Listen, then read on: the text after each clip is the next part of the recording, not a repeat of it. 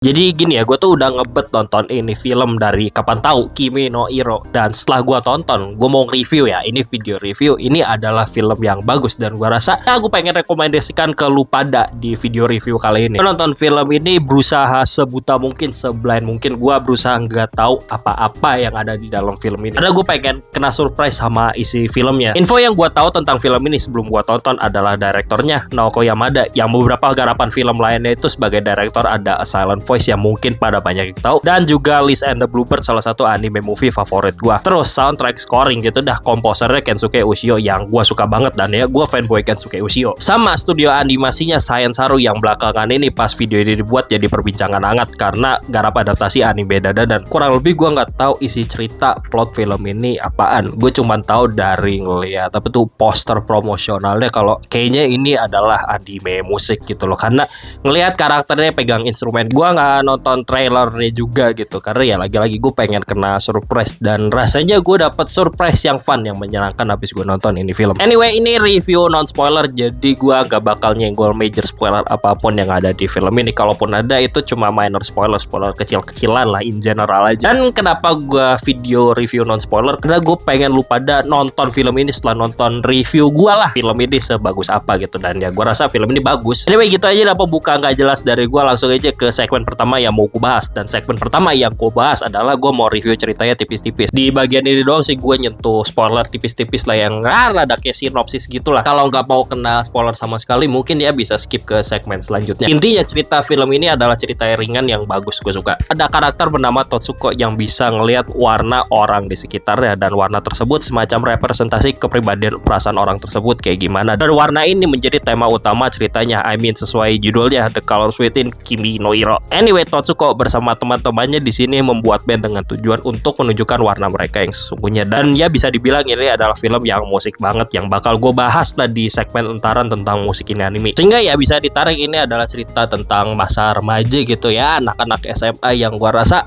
banyak orang bisa relate sama cerita di dalamnya. Gak ada drama yang berat sama sekali, karena ini secara keseluruhan dari awal sampai akhir gue ngerasa ini dramanya sangat ringan sih. Dan kesannya buat gue pribadi juga ini ya ceritanya lumayan santai dan cocok buat lu pada yang gamut buat nonton film berat-berat gitu. Saya straightforward banget juga sih secara plot. Oh ya, satu hal lagi yang gue gak duga sama setting cerita. Ini settingnya ada setting sekolah, dan gue gak duga ini anime sekolahnya tuh pakai setting sekolah agama yang kayaknya agama Katolik, yang belakangan ini jarang banget gue temukan di anime sih. Jadi itu aja sih, gue agak kaget di situ. Pokoknya gitu aja sih, ceritanya ringan, santai gitulah. Kalau dibandingin sama garapan Naoko Yamada lainnya, gak sedrama Koe no Katachi, ataupun ya mungkin bahkan gak sedrama Liz and the Bluebird. Ini hitungannya ringan banget lah, gak sedrama dua film itu. Oh gitu aja udah buat bahasan segmen ceritanya. Dan selanjutnya ke segmen berikutnya ya mau gue senggol adalah karakternya yang fun. Dan gue suka banget sama trio MC di ceritanya. Gue suka banget sama Totsuko yang tiga itu selalu gemesin. Gue suka banget sama Kimi yang kalem, dan dia ini cantik banget. Gue suka sama Rui yang tiganya itu awkward banget, dan tiap kali mereka interaksi itu rasanya lucu banget gitu, rasanya fun banget ngelihat pertemanan mereka bertiga. Tapi jujur karakter favorit gue malah kayak karakter sampingan gitu ya. Gue rasa bisa dibilang ini MC keempat di film ini. Itu gurunya, itu biarawati sekolah Katolik ya. Tanpa ngasih spoiler apapun, si biarawati ini bisa dibilang jadi penggerak cerita dan yang jadi jembatan penyambung trio MC. Makanya gue suka banget sama karakter guru ini. Mungkin lu pada yang udah nonton terus lihat video gue paham lah kenapa si guru ini itu, si biarawati ini jadi penyambung pertemanan trio MC-nya. Dan mungkin lu pada yang belum nonton, mungkin habis nonton video ini ya coba tonton aja sadar. Oh, gue suka banget sama si guru ini, sama si biarawati ini, kayak ya keren aja dia gitu, yang secara keseluruhan dengan karakter yang fun, cerita yang dibawakan itu menjadi enjoyable banget buat gue. Ngomongin film animasi tentu nggak lengkap kalau gue nggak nyenggol juga visual sama animasi dari film ini yang gue rasa bagus banget. Simpel ya, visual yang ada di film ini tuh eye candy banget buat gue dari awal sampai akhir, yang rasanya itu indah banget buat gue pribadi. Ditambah dengan animasi yang keren, ngebikin film ini rasanya hidup banget pas gue nonton. Hal lain yang gue perlu sorot adalah film ini pakai visual yang ditampilkan sama animasi sebagai cara penyampaian cerita dengan kuat gitu. Jadi kayak ada aspek show don't tell, dan show-nya itu pakai visual sama animasi yang ada di filmnya. Jadi ya visual dan animasi yang indah di film ini ada bukan sekadar buat gaya-gayaan doang, tapi ada makna simbolis yang disampaikan menggunakan medium visual dan animasi kayak warna-warni di film filmnya itu pergerakan karakter itu ada buat penyampaian cerita dan penekanan suasana yang gue suka banget. Yang mau gue sorot adalah musik, adalah soundtrack yang keren banget gue pribadi. Ini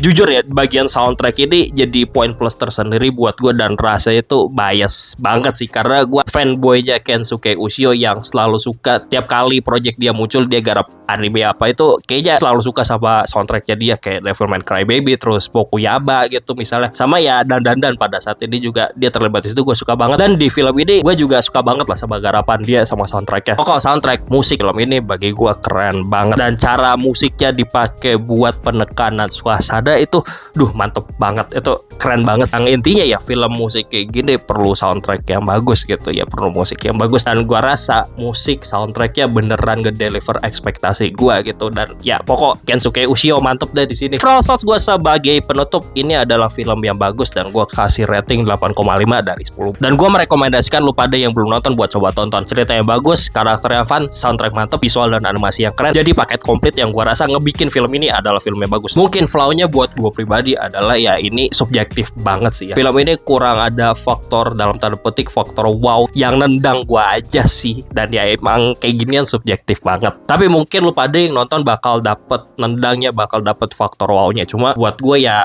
kurang ngena aja di situ aja sih. Tapi overall tetap kok ini adalah film yang bagus gitu. Dan kalau lu suka sama cerita film anak-anak remaja, gue merekomendasikan film ini. Yang intinya gue enjoy lah nonton overall gitu. Anyway gitu aja deh, bye.